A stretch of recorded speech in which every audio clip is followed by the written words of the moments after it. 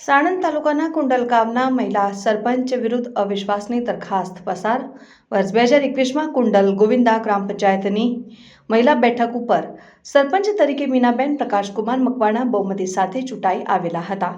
કુંડલ Govinda group ગ્રામ પંચાયતમાં કુલ 8 વોર્ડના 8 સભ્યો ચૂંટાઈને આવ્યા હતા.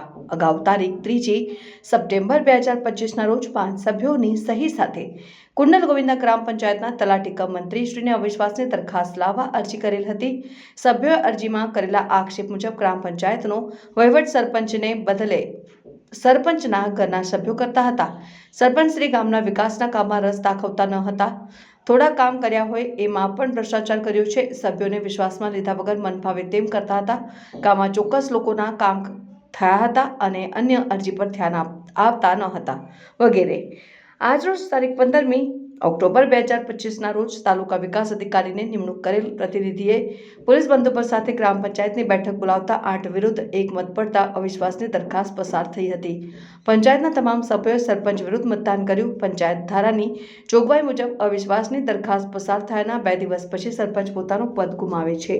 રિપોર્ટર નરેન્દ્રભાઈ એમ ગોહિલ. આપણે કુંડલ ગ્રામ પંચાયતમાં સરપંચ વિરુદ્ધ અવિશ્વાસની દરખાસ્ત આવેલી, એમાં 8 વિરુદ્ધ 1નો મત થયેલ છે, એટલે અવિશ્વાસની દરખાસ્ત પસાર થયેલ છે.